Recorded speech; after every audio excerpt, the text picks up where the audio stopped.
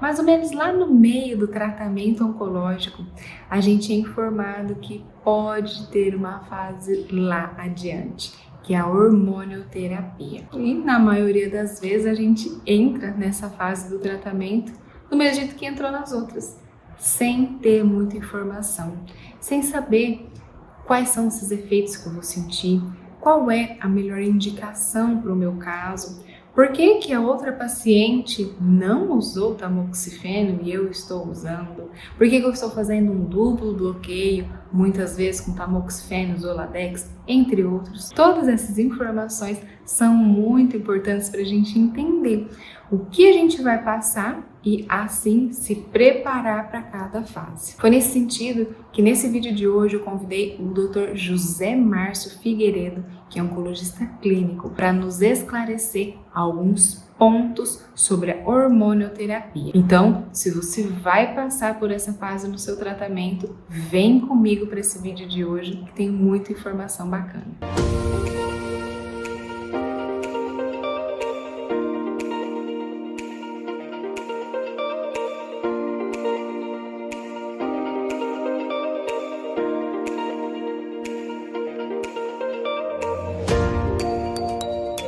Sejam muito bem-vindos a mais um vídeo do nosso canal Câncer Direitos, o primeiro e único canal desse Brasil a tratar especificamente dos direitos do paciente oncológico.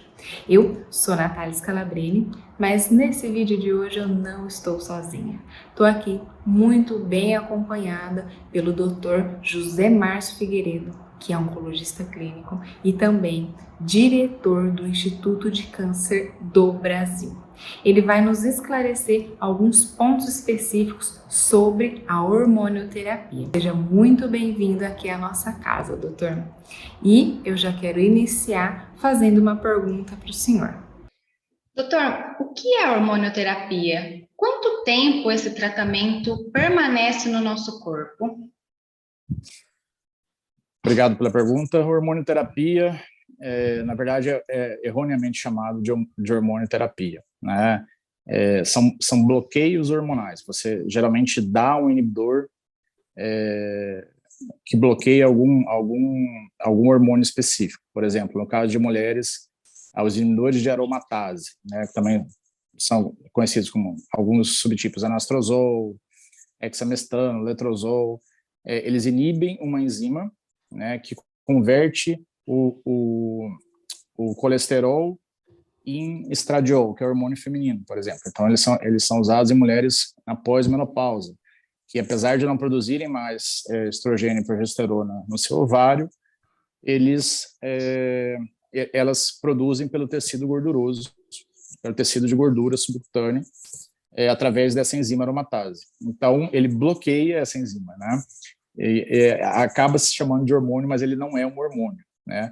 O hormônio seria você dar o estradiol, por exemplo, né? Ou você dar um progestágeno, ele é um inibidor. Assim, a mesma coisa em pacientes com câncer de próstata, você dá um bloqueador da testosterona, e com isso você inibe a produção endógena da testosterona no homem. Então, são bloqueadores hormonais, seria o nome correto, mas é só semântica. E agora que a gente aprendeu esse nome correto, ensina pra gente, doutor, se esse bloqueador hormonal, ele também tem como efeito colateral a queda do cabelo, que a gente tem tanta associação com a quimioterapia. Muito, muito menos, né? Algumas pacientes queixam de queda do cabelo, que seria a alopécia, durante o bloqueio hormonal, seja com o uso de tamoxifeno ou anastrozol, mas é irrisório. Em homens, né, o bloqueio hormonal, né, em câncer de próstata, você tem uma série de alterações. Você tem uma alteração metabólica, que às vezes pode piorar o padrão de colesterol, um padrão de diabetes. Você tem uma mudança da força, uma perda de força muscular, que é a sarcopenia, e também você não tem geralmente queda de cabelo. Então é completamente diferente o mecanismo de ação no folículo capilar. Doutor, e em relação ao tamoxifeno, que eu, enquanto paciente, é um dos medicamentos que eu mais ouço que as pacientes fazem uso. Qual é a diferença dele e do Zoladex? Ambos são medicações usadas, muito usadas no câncer de mama, né? O tamoxifeno, ele faz uma modulação no receptor de estrogênio feminino, né? Então, com isso, você diminui a ação daquele receptor. Quando a gente pensa numa célula, a célula, quando você pensa nela, você pensa num receptor em cima dela, que é o receptor de estrogênio, e o tamoxifeno inibe aquele mecanismo de retroalimentação daquela célula pelo estrogênio, que ele é mitogênico na mama, ou seja, ele faz aquela célula se dividir. Se eu dou essa medicação para inibir esse receptor, eu inibo a proliferação. O Zoladex, ele é um análogo do LH nessas pacientes. Então, ele atua no mecanismo central, no eixo hipotálamo, hipófise, ovariano. Então, ele atua nesse eixo, inibindo a gônada, ou seja, o ovário, de continuar a produção ovariana de estrogênio, né, dos hormônios femininos, estrogênio e progesterona. Então, você faz, na verdade, o nome é esse, o nome é uma castração química, né? Então, você inibe aquela função ovariana e você induz uma menopausa precoce nessas mulheres durante o período em que elas estão usando a medicação. Geralmente, a indicação você faz durante o período de adjuvância, se a proposta é curativa, ou seja, as pacientes que operaram, fizeram ou não radioterapia, fizeram ou não quimioterapia, e são submetidas ao bloqueio hormonal com tamoxifeno ou inibidor de aromatase, mais o Zoladex. O Zoladex é um dos, que é a goserelina, é um dos disponíveis no mercado. Então, são os efeitos colaterais de menopausa, né? A paciente tem onda de calor, a paciente, às vezes, pode ter artralgia, enfim, você tem a perda de massa óssea, enfim, uma série de alterações ginecológicas, como secura vaginal, que também é uma queixa muito comum, queda do libido. Então, esse tratamento, ele mexe muito com as mulheres, é extremamente necessário, mas ele mexe muito com a saúde geral hormonal das mulheres, que é um bloqueio hormonal. Você induz uma menopausa precoce com o Zoladex. Doutor, o senhor falou da castração química. A gente, tecnicamente, só pode dizer que está nessa menopausa induzida com o uso do Zoladex? O tamoxifeno não tem esse efeito? Não, o tamoxifeno não tem esse efeito. Ele induz sintomas de menopausa. O tamoxifeno, ele atua perifericamente nas células, no tecido mamário e também em outros tecidos, nesses receptores do estrogênio, ou seja, ele inibe que o hormônio estrogênio que está na circulação da mulher, que lembra, não é só o ovário, ele também é produzido no tecido adiposo, no tecido de gordura, ative aquelas células. Então, ele bloqueia que o tamoxifeno funcione na sua ação mitogênica. O que é isso? De divisão celular. Então, se eu não faço mitose na mama, porque o tamoxifeno está protegendo aquela mama, a chance de uma célula cancerígena se multiplicar é muito pequena. E o mecanismo de ação do Zoladex é ao contrário, ele inibe a função ovariana. E com isso você tem uma atuação periférica e uma atuação central, induzindo uma menopausa nas pacientes. O tamoxifeno é indicado geralmente para pacientes pré-menopausadas, mas pode ser usado também em pacientes pós-menopausadas.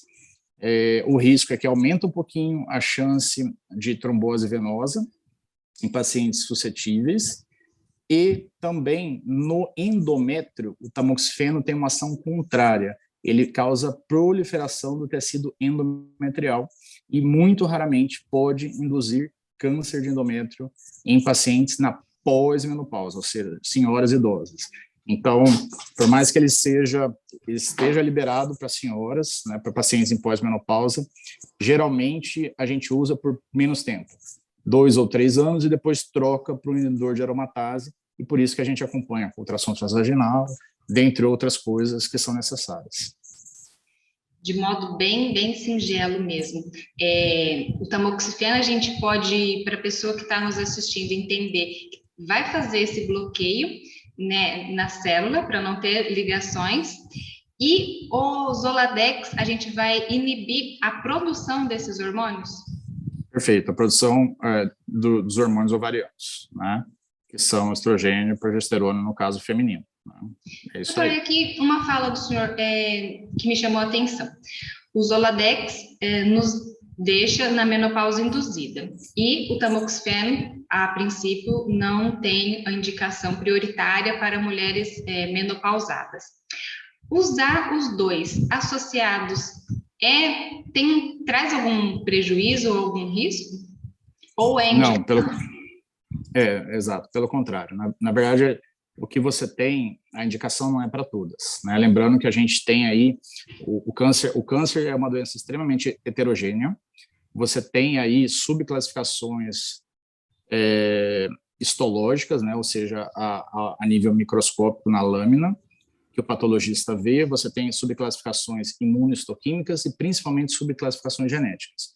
Quando a gente divide os tumores de mama de forma bem simplista, a gente consegue 4 subcategorias. São os luminais A, luminais B, triplo negativos e HER2 positivos. Os tumores luminais A e B são de melhor prognóstico, expressam receptores de estrogênio e progesterona na sua superfície, tem geralmente a proteína HER2 negativa, mas pode estar positiva nos luminais B, e um índice de proliferação celular, que é o Ki67, baixo. Ou seja, são tumores biologicamente de comportamento menos agressivo, doença mais indolente e mais comum em pacientes idosos, o que não significa que não pode estar presente em pacientes jovens.